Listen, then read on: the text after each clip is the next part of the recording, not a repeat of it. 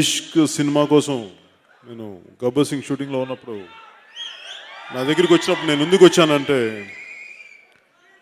ఎప్పుడు మనకి అంటే తను రాగానే నాకెందుకు దగ్గరికి చాలా ప్రేమగా నా తమ్ముళ్ళలాగా అనిపించాడు నితిన్ చూడగా.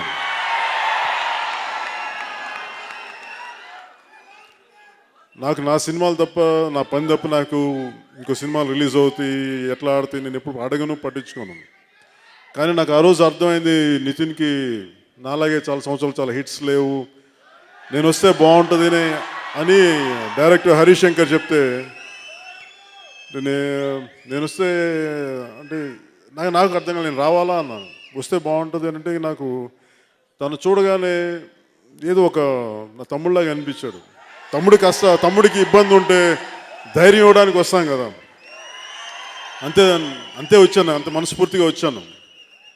కానీ ఆ విజయం వాళ్ళందరి కష్టం, ఆ డైరెక్టర్, ప్రొడ్యూసర్ నితిన్ గారి కష్టం, అది మంచి విజయం సాధించింది. అలాగే ఈ సినిమా కూడా మరింత గొప్ప విజయం సాధించాలని, నితిన్ గారికి మంచి పేరు సంపాదించాలని, మీ అందరి ఆశీస్సులతోటి ఆయన మరింత ఉన్నత స్థాయికి వెళ్ళాలని, ఒక తెలుగులోనే కాదు భారతదేశంలో కూడా అతను చాలా పెద్ద స్టార్ అవ్వాలని మనస్ఫూర్తిగా కోరుకున్నాను. మిక్కీ జే మేయర్ గారి మ్యూజిక్ చాలా వినసొంపుగా ఉంది, చాలా ఫుట్ ట్యాపింగ్ ఉంది.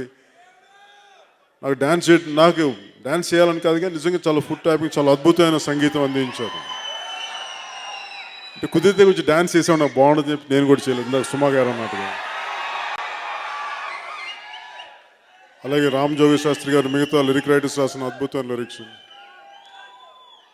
అలాగే నాకు నరేష్ గారు, నాకు చిన్నప్పుడు చూసేవాడిని, అంటే ఆయన మా ఎదురింట్లో ఉండేవాళ్ళు నరేష్ గారు, చెన్నైలో ఉండేటప్పుడు నాకు అలా తెలుసు నరేష్ గారు.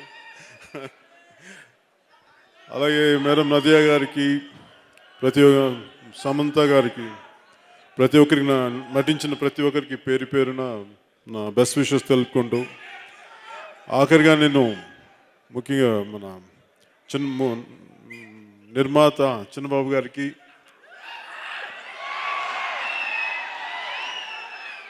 అంటే త్రివిక్రమ్ గారికి నాకు చెప్పుకున్న అందరూ మేము ఫ్రెండ్స్, స్నేహితులు అంటాం అనుకుంటాం, కానీ వాటన్నిటికంటే కూడా ముందు నేను గోకులం సినిమా చేసేటప్పుడు ఆయన సినిమాకి అసిస్టెంట్ రైటర్ ఆయన. ఆ విషయం ఆయన అసిస్టెంట్ అని తెలుసుగా, నాకు ఎవరు అప్పటికి ఈయన పేరు కూడా ఎవరు తెలియదు నాకు. ఆయన ఒక రోజున నేను పోసాని కృష్ణమురళి గారు లేకపోతే ఆయన అసిస్టెంట్ పిలిపించి రాయించేద్దాం అని చెప్పి ముత్యాల సుబ్బయ్య గారు ఆ సినిమా డైరెక్టర్ అంటే, అప్పుడు ఈయన చూశాను ఏదో స్విమ్మింగ్ పూల్ సీన్లోనూ అట్లా 2-3 సీన్స్లో. ఆ సినిమాని చాలా వరకు రాసిన డైలాగ్స్ త్రివిక్రమ్ గారు రాశారు. మాకు ఆ విధంగా మా ఇద్దరం ఒకరికొకరు అప్పటికి పరిచయం లేకపోయినా కానీ మా ఇద్దరం ఒక సినిమాలో ఆ విధంగా పనిచేయడం జరిగింది. నేను తొలి ప్రేమ సినిమా డబ్బింగ్ అయిపోతూ చేసేటప్పుడు ఫస్ట్ టైము చిరునవ్వుతో సినిమా, ఆ చిరునవ్వు సినిమానే నేను రష్ వస్తుంటే వాళ్ళ సీన్ ఏదో రికార్డింగ్ ఏదో చేస్తాం, నేను కూడా ఉన్నాను వాళ్ళ పక్కనే, వాళ్ళు ఎవరు లేరు. నాకు ఫస్ట్ టైము ఏదో ఒక రెస్టారెంట్లో సీన్ చూసి నాకు ఆ డైలాగ్స్ విపరీతంగా నచ్చినాయి. నాకు అప్పటి నుంచి నాకు ఆయన తెలుసు, కానీ నాకు ఆయన ఎవరు కలవాలని కానీ ఎప్పుడు అనుకోలేదు, కానీ బట్ ఆయన చాలా బాగా రాశారని అనుకునేవాడిని. కానీ మాకు ఆ రోజు నుంచి మా ఇద్దరున్న పరిచయం, మాకు ఆయన జల్సా దగ్గర నుంచి నాకున్న పరిచయం, మా ఇద్దరి పరిచయం కేవలం సినిమా తీయటమే కాదు, నిజ జీవితంలో విలువలు పాటించే వ్యక్తి కాబట్టి నాకు ఆయనంటే చాలా ఇష్టం, చాలా గౌరవం. అందుకని మా ఇద్దరి మధ్య స్నేహం ఒకరినొకరు చాలా గౌరవప్రదంగా ఉంటాం. ఎందుకంటే ఆయన అంటే ఎంత అభిమానం అంటే, చాలామంది సీనియర్ సిటిజన్ కనీసం ఒక 60 ఏళ్ళ జీవితాన్ని ఎంతో చూసిన వాళ్ళు కూడా ఒకసారి నేను చాలా డైలాగులు బాగా చెప్పావు అని నాకు విపరీతంగా మెచ్చుకుంటా ఉంటే నాకు అర్థమైంది ఏంటంటే, నటుడు అనేది కేవలం రైటర్ రాసిన డైలాగ్స్ని చెప్పేవాడే కానీ రాసినవాడు కాదు. అంటే నేను రచయితలకి ఎందుకు ఇంత గౌరవిస్తానంటే, ఒకసారి హీరోలకి చాలా మంచి పేరు వస్తుంది, చాలా ఇమేజ్ వచ్చినా కానీ హీరోలకి ఎలాంటి పేరు వచ్చినా కానీ దాని వెనక రచయిత కథ ఉంది అని చెప్పి నేను బలంగా మనస వాచ త్రికరణ శుద్ధిగా నమ్మే వ్యక్తిని నేను.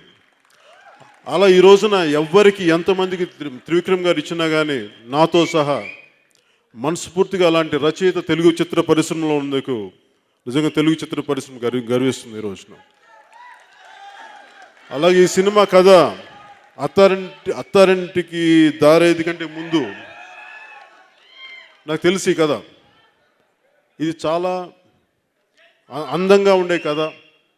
అందరూ కుటుంబ సభ్యులు అందరూ కలిసి సకుటుంబంగా వెళ్ళి చూసి దీన్ని ఆనందించదగ్గ సినిమా ఇది. నాకు అప్పటి నుంచి తెలిసి కదా ఈ సినిమా నితిన్ హీరోగా అనగానే ఇది చాలా గొప్ప విజయం సాధిస్తుంది, మంచి అద్భుతమైన విజయం సాధిస్తుందని చెప్పి నేను మనస్ఫూర్తిగా నాకు తెలిసింది. కరెక్ట్ చూస్తుంటే ప్రతి విషయం కూడా అంతే అందంగా ఉంది. ఆయన అద్భుతమైన దర్శకత్వ ప్రతిభ, ఆయన రైటింగ్ ఇవన్నీ నితిన్కి ఒక గొప్ప విజయాన్ని సాధించాలి, తెలుగు చిత్ర పరిశ్రమకి ఇంకో విజయం ఖచ్చితంగా బలమైన విజయంగా వస్తుందని చెప్పి మనస్ఫూర్తిగా కోరుకుంటూ మీ అందరికీ మనస్ఫూర్తిగా కృతజ్ఞతలు తెలియజేసుకుంటూ సెలవు తీసుకున్నాను. జై హింద్. నీకు డాన్స్ వచ్చా అన్నారు, నేర్చుకున్నావు అన్నారు.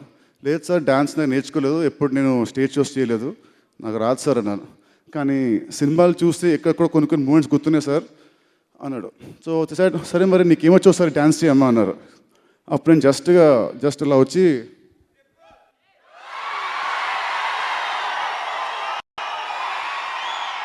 వేసాను. ఈ స్టెప్స్ ఎవరు కాదు సార్, ఈ స్టెప్స్ మీవే. మీ తమ్ముడు సినిమాలో బద్రీలో ఇంకా 3 స్టెప్స్ ఉన్నాయి.